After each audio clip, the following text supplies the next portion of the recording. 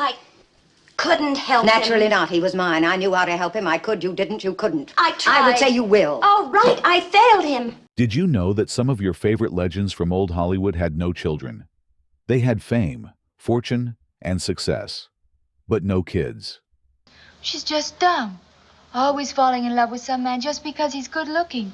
Well, dear. Because if a girl's spending all of her time worrying about the money she doesn't have, how is she going to have any time for being in love?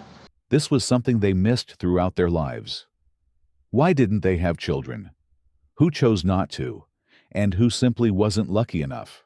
I'm looking for Michael Simonovich Ironov. I am Michael Simonovich Ironov. I'm Nina Ivanovna Yakushova. What actually happened? In this video, we're going to explore their stories. Stay tuned. Rock Hudson. Rock Hudson's image as a Hollywood leading man included strategically arranged dates with starlets and a short-lived marriage. Behind the scenes, he contended with an era hostile to open discussions of homosexuality.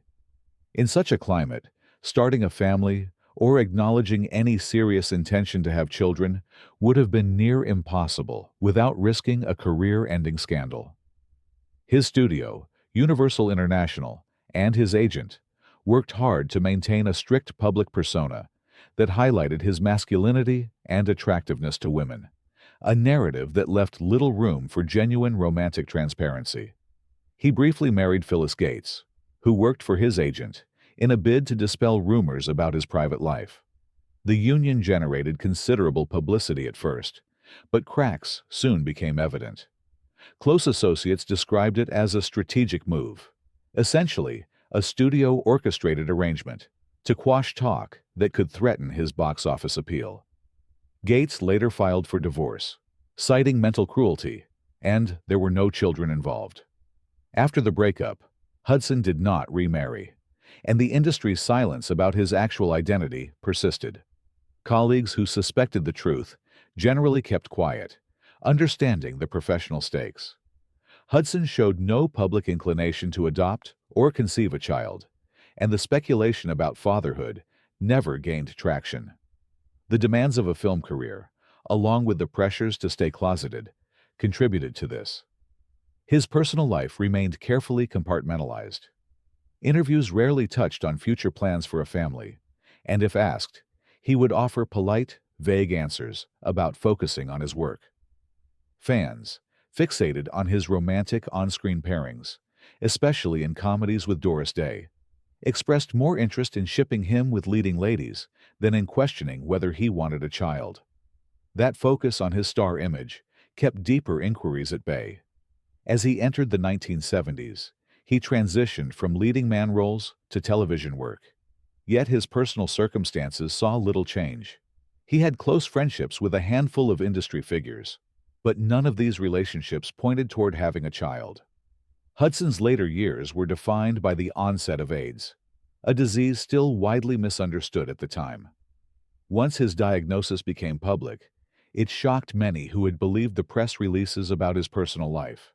It also humanized a crisis that the entertainment world had largely neglected in open discourse. Even in the final stage of his life, as he dealt with deteriorating health and the public revelation of his condition, the subject of children was never a factor. James Dean. There was never any public acknowledgement of serious plans for fatherhood in James Dean's brief life. He died at 24, having achieved substantial acclaim in only a handful of film roles. Even though he was linked to several women, including actresses and non-industry figures, there was no recorded engagement that led to a stable family structure. The question of children rarely came up in interviews, partly because his stardom skyrocketed so quickly that reporters focused more on his rebellious image than on any domestic aspirations. His closest friends later mentioned that he could be moody and conflicted about relationships. Whether that translated into a hesitancy about starting a family is difficult to confirm. His romantic connections were often shrouded in rumor and speculation. Some accounts suggest he was at times deeply affectionate, while others describe him as guarded or prone to abrupt changes in mood. Either way, these relationships never progressed to the point of marriage or formal commitment. Studio executives, aware of his growing popularity, seemed more intent on marketing him as a symbol of youth and restlessness than supporting any notion of a settled personal life. In the highly controlled atmosphere of mid-century Hollywood, stories about fatherhood, or even a long-term relationship, might have clashed with the image of the brooding outsider that the public found so compelling. Despite the swirl of rumors, including those about his possible relationships with men, Dean never publicly acknowledged a desire to have children. Among his friends, few reported him expressing any paternal hopes. While some in his inner circle believed that his rapid rise to fame and intense focus on acting consumed all his energy, others suggested that his own experience of losing his mother at a young age made him cautious about forging a traditional family. No official evidence or documentation has ever surfaced indicating that he planned to settle down or that any partner of his ever became pregnant. Had he lived longer, perhaps his views would have shifted, but he was a 24-year-old on the cusp of major film stardom. Within Hollywood, it wasn't unusual for male stars to marry young or unexpectedly. Yet Dean's off-screen persona was as elusive as his on-screen characters were expressive. Even in the months before his fatal car crash, he spoke about career ambitions rather than family.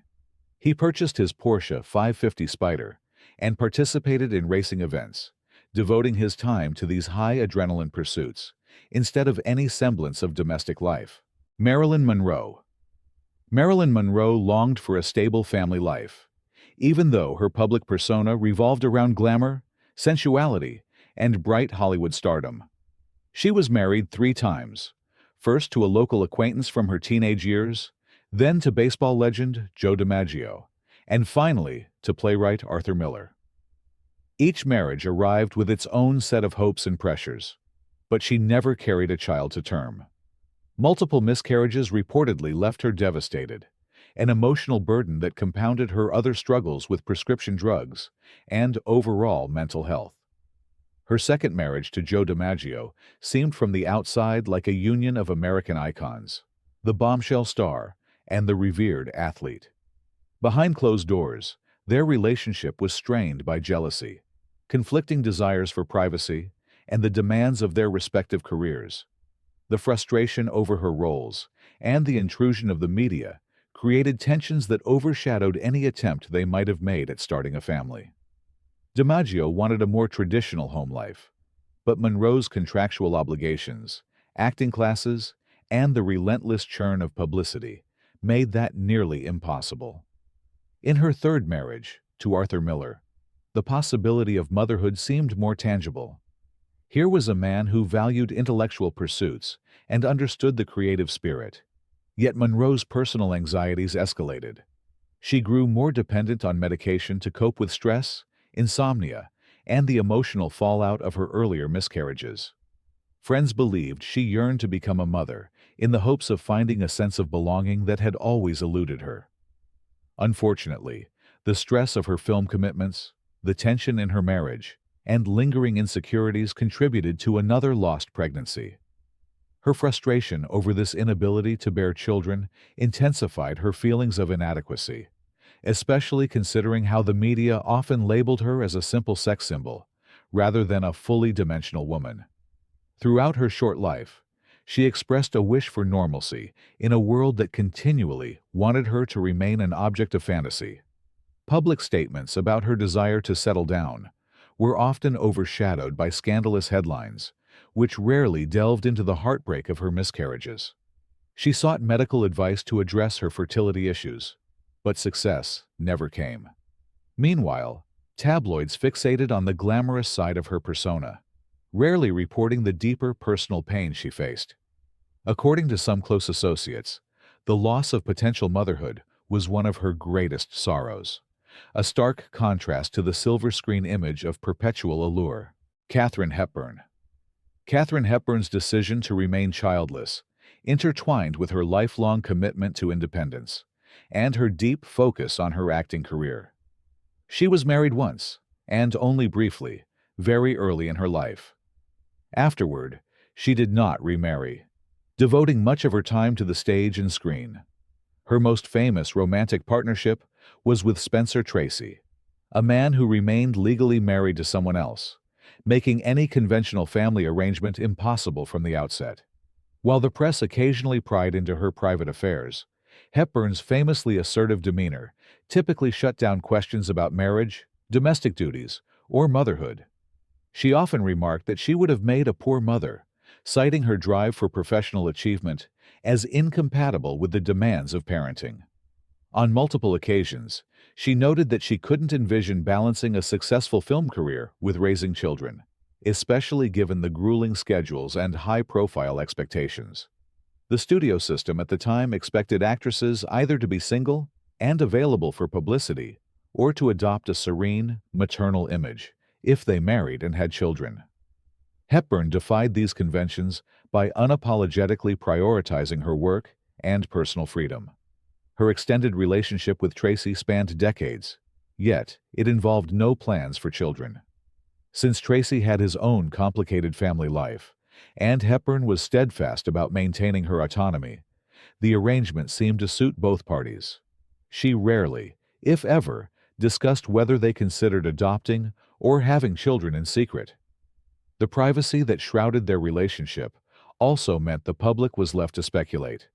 However, given Tracy's existing obligations and Hepburn's well-known stance on motherhood, it's unlikely the idea of parenthood was seriously pursued by either of them. In interviews, if she was asked directly whether she regretted not having children, her responses varied from lighthearted deflections to straightforward dismissals of the topic.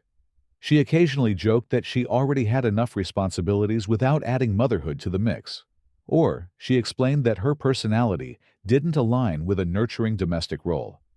Rarely did she express remorse. If anything, her aura suggested she felt liberated to pursue a prolific and award-winning career, garnering 4 Oscars for Best Actress, still a record, along the way. Greta Garbo. Greta Garbo famously retreated from Hollywood in the prime of her career and maintained a private life that included neither marriage nor children. She was rumored to have had relationships with both men and women, though she never publicly confirmed any such details.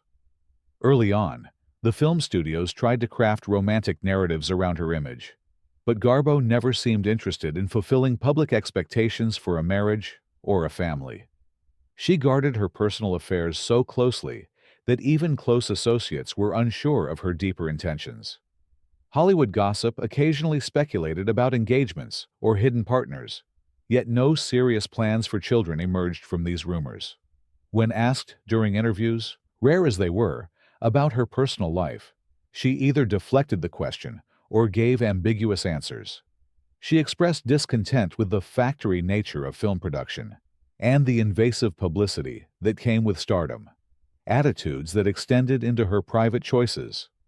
Her desire to be alone became legendary, and this seclusion naturally limited any possibilities for a traditional family structure. During her acting peak, she had co-stars with whom people assumed she must be romantically involved. John Gilbert was one such rumored relationship. Although they were occasionally described as engaged, no wedding took place. According to some sources, Gilbert wanted marriage, but Garbo was reluctant to tie herself to anyone. Affairs. I didn't ask you to discuss my affairs with Prudence, and I did ask her not to talk to you about them. Friends suggested she found domestic life constraining, and that the idea of raising children would have only amplified her sense of confinement. Others believed she harbored trust issues stemming from her early years and from Hollywood's often exploitative environment. Her retirement from film at 35 only solidified the path toward a life without children.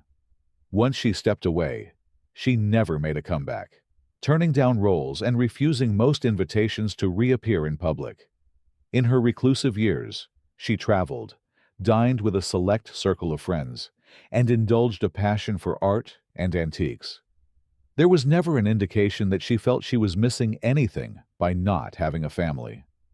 Garbo's priority became preserving her mental peace and maintaining control over her time, a stark contrast to the typical narrative of actresses marrying and starting families, often as part of managing their public image in the studio era. Montgomery Clift.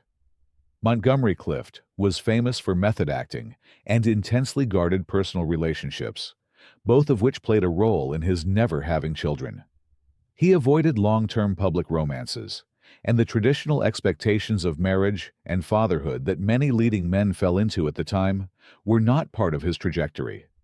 Some who knew him suggested he had little interest in fatherhood, either because he was too absorbed in his craft or because he wrestled with private issues that overshadowed thoughts of a family. Hollywood studios, always keen to showcase their stars as models of all-American wholesomeness, found it challenging to mold him into that narrative. Although he was linked to a few actresses in the gossip columns, none of these stories led to an official engagement or an intention to start a family. Close friends and insiders sometimes alluded to the idea that he had relationships with men, fueling speculation that the stigma of the era kept him from living openly or marrying. In that environment, forging a family was often contingent upon hiding one's true self, which likely would have created an additional burden for Clift. Rather than navigate those complexities, he focused on his acting career, often immersing himself so fully in roles that he neglected personal matters. Personal difficulties also played a significant role. After a devastating car accident, Clift endured chronic pain and facial reconstructive procedures that affected his self-image. This trauma led to increased dependency on alcohol and prescription drugs. Such challenges overshadowed any interest in pursuing fatherhood. Those close to him observed that his primary concerns seemed to be managing pain, fulfilling his contractual commitments, and hiding the aspects of his private life that might damage his career in a judgmental era. Though he formed strong friendships, most famously with Elizabeth Taylor, there was never a suggestion of him seeking to have a child, either biologically or through adoption. Taylor, known for her nurturing spirit, was among the few who seemed to glimpse his vulnerabilities. However, their bond never transitioned into anything resembling a conventional partnership aimed at raising a family. For someone battling the physical and emotional aftershocks of a life-changing accident, focusing on fatherhood likely felt unattainable, especially amid the demands of a movie career. Jean Harlow. Jean Harlow experienced multiple marriages and a roller coaster life, yet she never became a mother. She married 3 times, each union coming at a swift and often precarious point in her rapid ascent through Hollywood. Her first marriage was largely a youthful impulse, ending before she gained her iconic status. The second, to MGM producer Paul Byrne, ended in controversy when he died, under circumstances that remain a topic of speculation. Their relationship was brief, and the scandal overshadowed any discussions about starting a family. Despite being billed as one of Hollywood's most glamorous and bankable stars, Harlow's life behind the scenes was tumultuous. She grappled with health issues that occasionally led to production delays, raising questions about her overall well-being. While she appeared confident, comedic, and brash on screen, those close to her observed a more fragile side, particularly regarding her desire for stability. The studio system thrived on promoting her as the platinum blonde bombshell, focusing on her sexual allure rather than on any domestic aspirations. If she ever expressed a wish for children, it was drowned out by the clamor of publicity surrounding her screen persona and the spate of personal controversies. Some rumors suggest that Harlow might have suffered miscarriages, though verifiable details are hard to pin down. Her health was compromised enough that she frequently visited doctors and took various medications to address recurring ailments. Frequent set visits from nurses and frequent absences raised eyebrows, but gossip magazines at the time were more interested in sensational headlines than exploring the possibility that she was unwell in a way that might prevent a successful pregnancy. You never sent me a flower in your life. When I want flowers, I gotta go buy them. What woman wants to buy themselves flowers? You never sit and talk to me. Her third marriage, to cinematographer Harold Rawson, also proved short-lived. In that union, no official mention of children came about, and the marriage dissolved without significant explanation to the public. Harlow's mother, a controlling presence in her life, oversaw many of her personal and professional decisions. Whether that dynamic inhibited any chance of focusing on motherhood remains speculative. Friends noted that her mother's ambition for Harlow's stardom often took precedence over everything else, including the actress's physical and emotional needs. By the time she fell gravely ill on the set of Saratoga, any notion of future motherhood became irrelevant. Her sudden hospitalization and subsequent death at age 26 from kidney-related complications left Hollywood in shock. It also highlighted how much the studios and even her inner circle had downplayed the severity of her health problems. There was no husband by her side who publicly addressed any plans for children, and no unborn child she was carrying at the time. Fans mourned the loss of an actress at the height of her popularity, but few realized how fragile her life had been beyond the glitz. James Baldwin.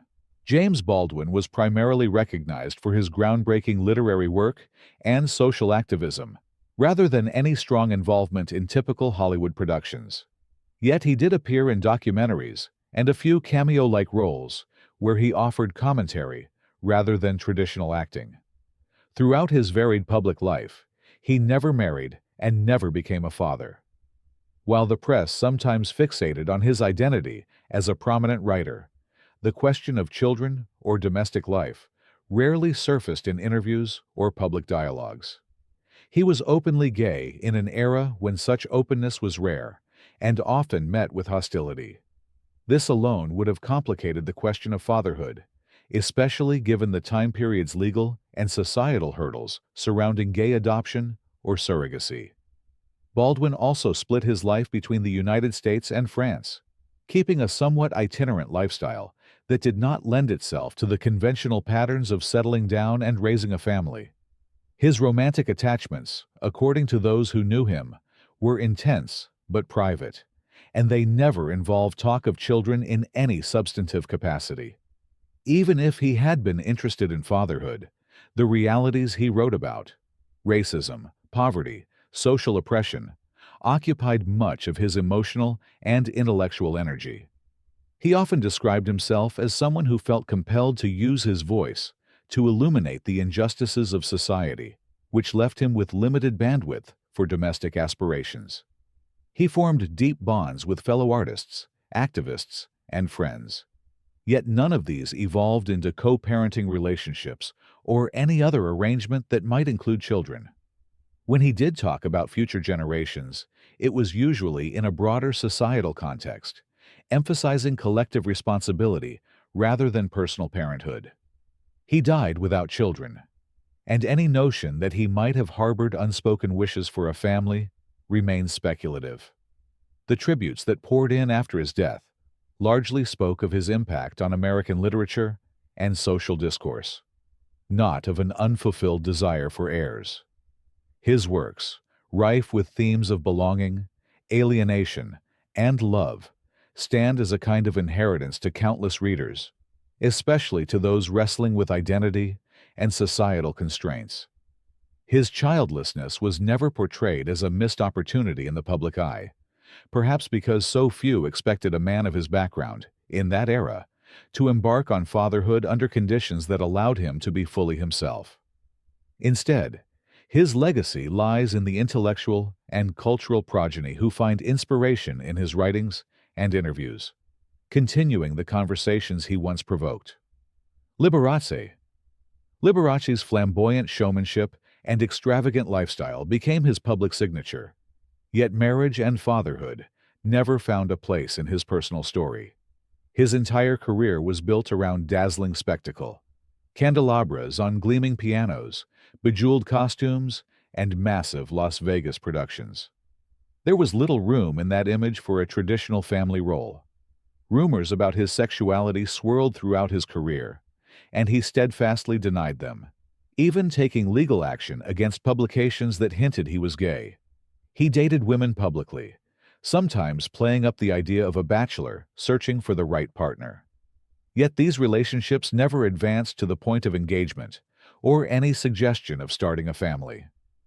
The closest he came to domestic entanglement was with Scott Thorson, a companion significantly younger than Liberace, who later sued for palimony. Despite living together, they never discussed having children in any serious capacity. Liberace's public brand relied heavily on presenting himself as a beloved entertainer who devoted his energy to thrilling audiences rather than settling into parenthood. The era's cultural climate, combined with Liberace's personal preferences, made fatherhood unlikely. Even if he had yearned for children, acknowledging a same-sex relationship in the 1950s through the 1980s could have jeopardized his career. His fan base often comprised older, conservative women who found him charming and non-threatening. Any hint of homosexuality might have alienated that support. Thus, whether he ever truly wanted a family of his own remains unknown. He left behind no explicit statements on the matter. He often showcased his mother publicly, bringing her on stage or mentioning her in interviews, crafting an image of a dutiful son rather than a prospective father. This narrative supported the idea that he was a wholesome star, devoted to family values, even if in a different context. Behind closed doors, he indulged in lavish homes and glitzy outfits, but showed no inclination to make room for children's bedrooms or a nursery in his palatial residences. Associates recall him doting on pets and enjoying the companionship of friends, but never taking steps that pointed to fatherhood. Truman Capote.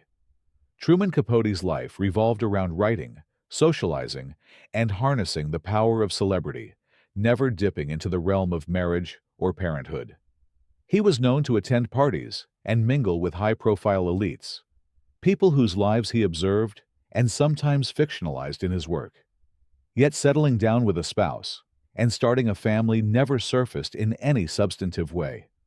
Instead, he channeled his energies into forging relationships that fed his literary ambitions, and at times, he betrayed confidences by publishing thinly veiled accounts of the personal affairs of those around him.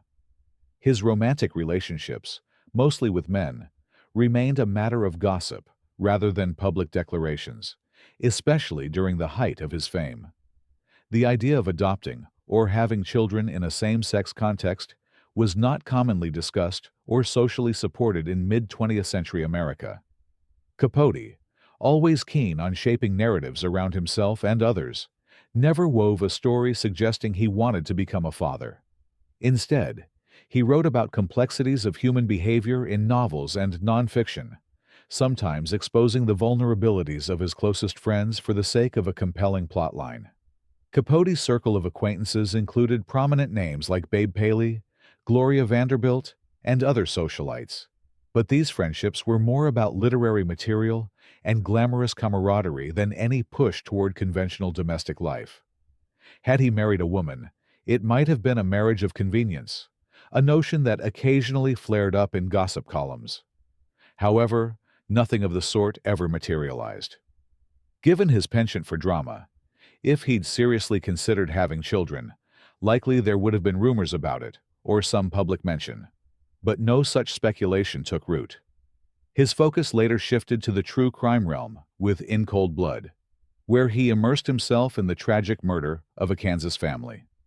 That level of immersion in dark subject matter and the moral questions it raised appeared to drive him further from any stable, child-rearing environment.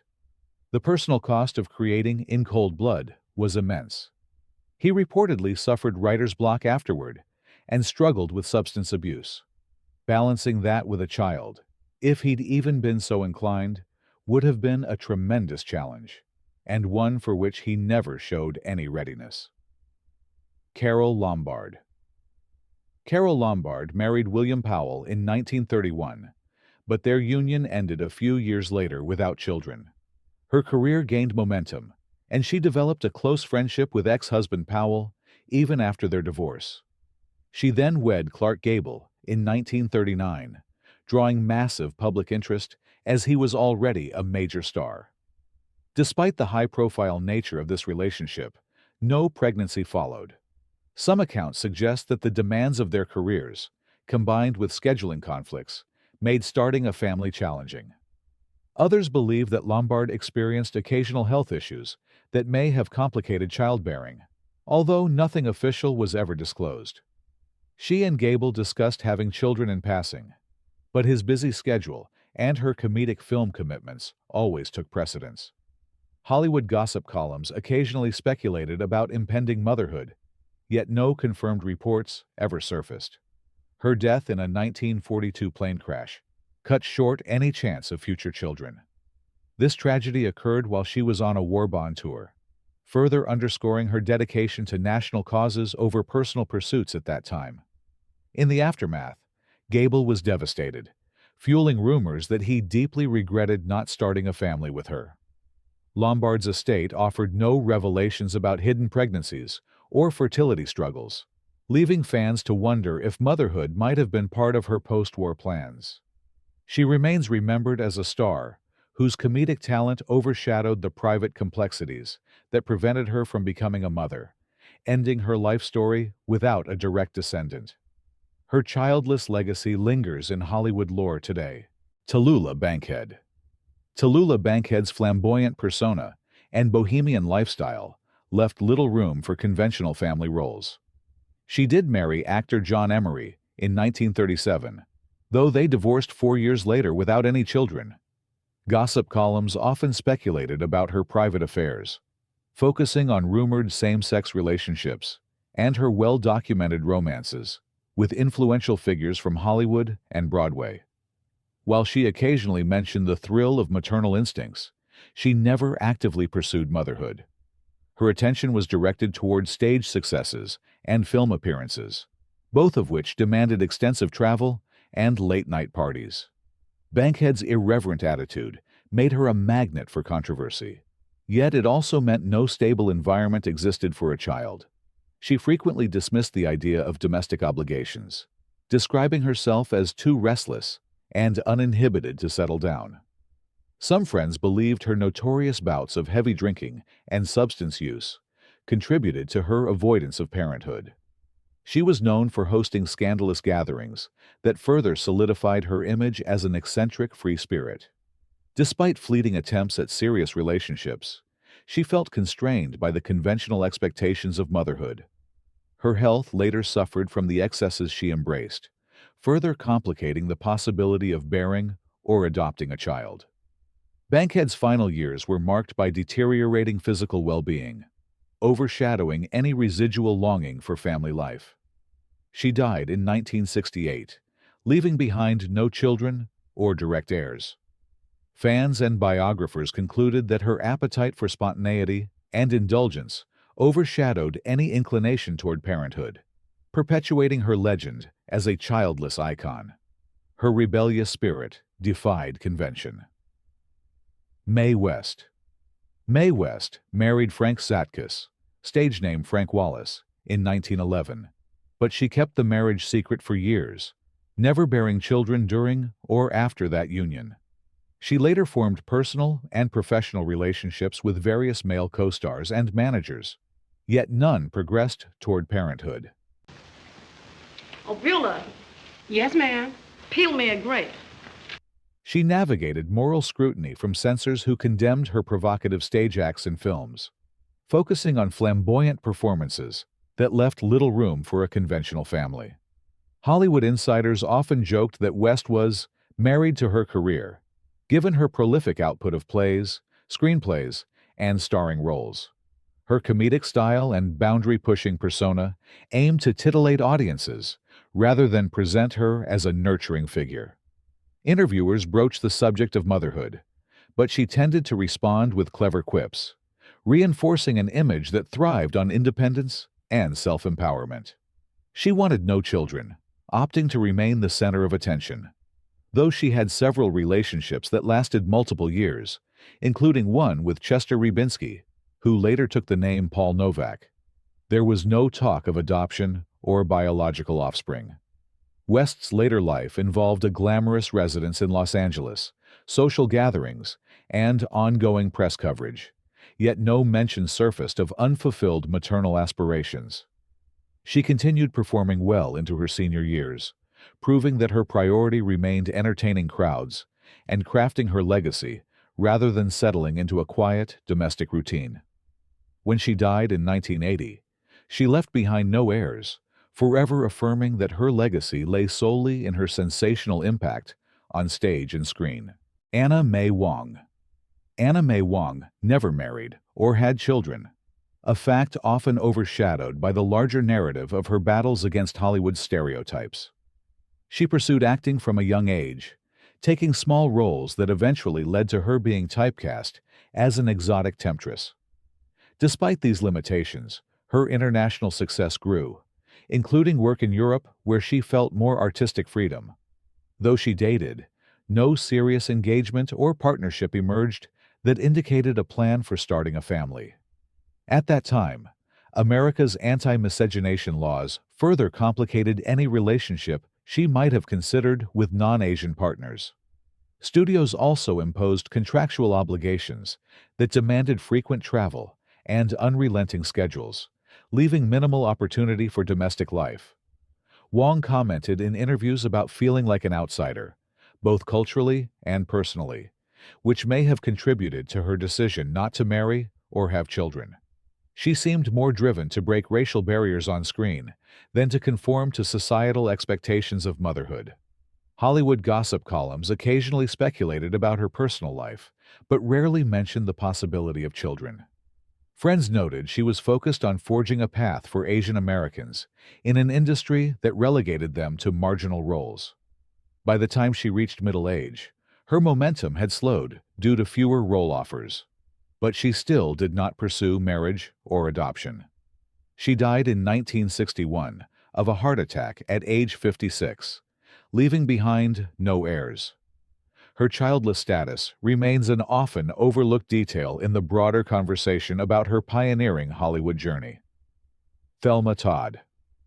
Thelma Todd never had children, and her brief, high-energy career left scant room for traditional family life.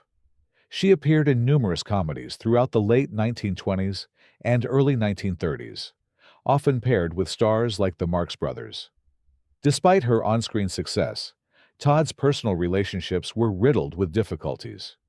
She married Pat DiCicco, a Hollywood agent known for a volatile temper, but the union ended in divorce with no plans for a family. Rumors circulated that Todd endured emotional and possible physical abuse, complicating any desire she might have had for motherhood. She later opened a successful cafe on the Pacific Coast Highway, which became a social hub, but also placed demands on her time. The business required constant attention, and Todd faced financial and interpersonal pressures that limited her ability to consider having a child. Hollywood gossip columns sometimes linked her romantically to various figures, yet none of those liaisons ever pointed to impending motherhood. In an era when studios often orchestrated marriages or public romances, Todd's focus remained on her comedic roles and entrepreneurial ventures. Well, you buy a pair, I buy a pair, and your father's thick friend buys a pair. Sure. Well, come on. Her sudden death in 1935 at age 29 left unanswered questions about her future. Found in a garage with carbon monoxide poisoning, Todd's demise sparked numerous conspiracy theories. Still, no evidence suggests she was pregnant or planning for children at the time. Without direct heirs, her estate passed to relatives. Fans remain fascinated by the abrupt end to her rising stardom, underscoring how Thelma Todd's life ended without the chapter of motherhood ever beginning.